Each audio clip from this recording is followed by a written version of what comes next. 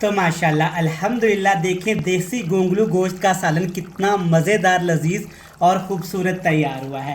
बिस्मिल्लाहिर्रहमानिर्रहीम। अस्सलामुअलैकुम। मैं हूं इमरान और आप देख रहे हैं इमरान उमर यूट्यूब चैनल। तो मेरे प्यारे व्यूवर्स, प्यारे फैमिली मेम्बर्स, आज मैं आपसे शेयर करूंगा देसी गोंगलू गोश्त का सालन बनाने की रेसिपी।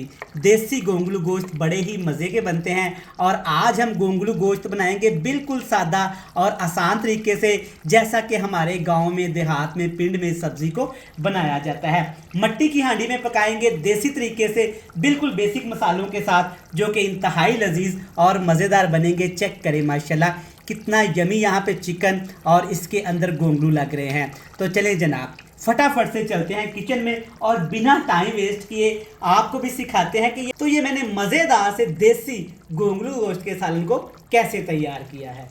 तो चलें जनाब, बिस्मिल्लाह करते हैं। आज की ये मज़ेदार गोंगलू गोश्त की रेसिपी बनाने के लिए मैंने ली है यहाँ पे मट्टी की कढ़ाई। मट्टी की कढ़ाई में ये रेसिपी बहुत ही मज़ेदार बनेगी। आधा कप इसमें कुकिंग ऑयल लेंगे और अब इसमें कुछ मसाले शामिल कर देंगे।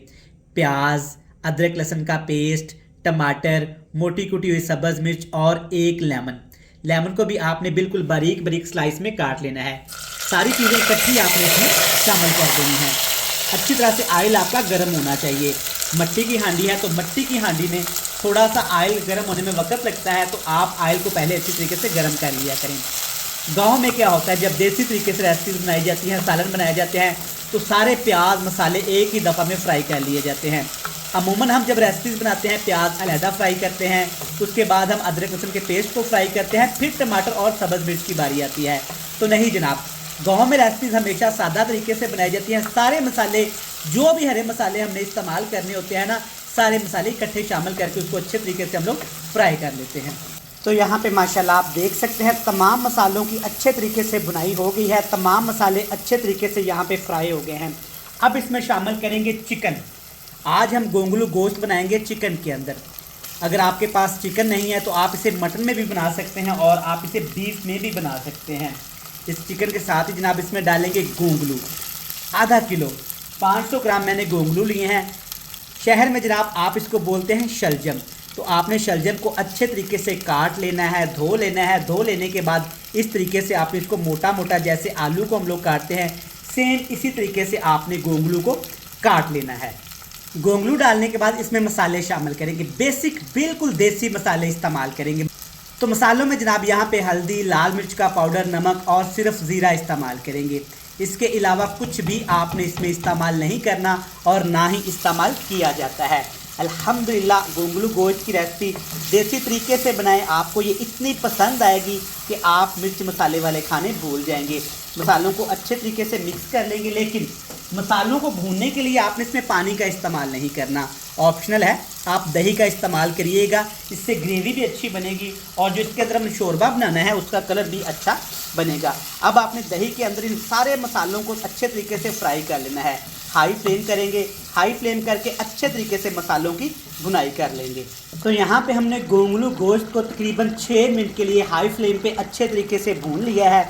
आप देख सकते हैं माशाल्लाह सारी चीज़ें अच्छी तरीके से भुन गई हैं और बड़ी प्यारी सी खुशबू आना भी शुरू हो गई है। गोंगलू गोश्त इस रवायती तरीके से घर में एक दफ़ा आपने लाजमी बनाने हैं। देसी तरीके से जब गोंगलू गोश्त बनाएंगे ना, तो इंशाल्लाह ताला ये आपको बहुत पसंद आएंगे। जब अच्छे तरीके से गोंगलू गोश्त भून जाए, तब इसमें शोरबे के लिए, ग्रेवी के लिए आपने पानी डाल देना है। पानी आप अपने मर्ज़ी के हिसाब से डाल सकते हैं, जितना आप इसका शोरबा बनाना चाहते हैं। तो मैं तकरीबन इसमें आधा बड़ा कप पानी इस्तेमाल करूँगा, इससे ज़्यादा इस्तेमाल नहीं करूँगा। अच्छे तरीके से आपने पानी को गोंगलू गोश्त के अंदर मिक्स कर देना है, ताकि तमाम चीज़ों का टेस्ट बैलेंस हो जाए और जो मिर्च मसाले हैं वो अच्छे तरीके से हल हो जाए।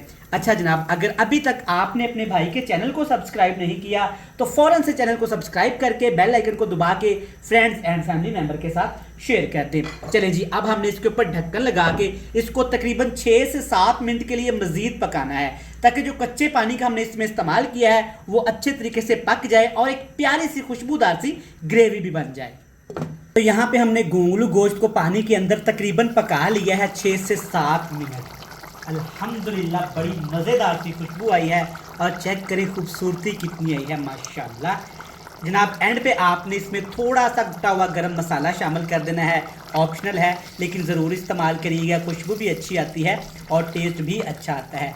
चेक करें माशाल्लाह अल्हम्दुलिल्लाह, देसी तरीके से बनाए हुए गोंगलू गोश्त कितने यमी मज़ेदार और टेस्टफुल लग रहे हैं अल्हम्दुलिल्लाह। तो यहाँ पे हमारे मज़ेदार से देसी गोंगलू गोश्त बनके तैयार है। इसके ऊपर ढेर सारा सब्ज़ धनिया इस्तेमाल करेंगे जो इसकी खूबसूरती को और भी बढ़ा देगा। तो ले जनाब अल्हम्दुलिल्लाह अल्हम्दुलिल्लाह माशाल्लाह गोंगलू गोश्त का सालन बनके तैयार है। आप इस तरीके से देसी तरीके से घर में गोंगलू गोश्त लाजमी बनाइएगा जो कि आपको बहुत पसंद आने वाले हैं।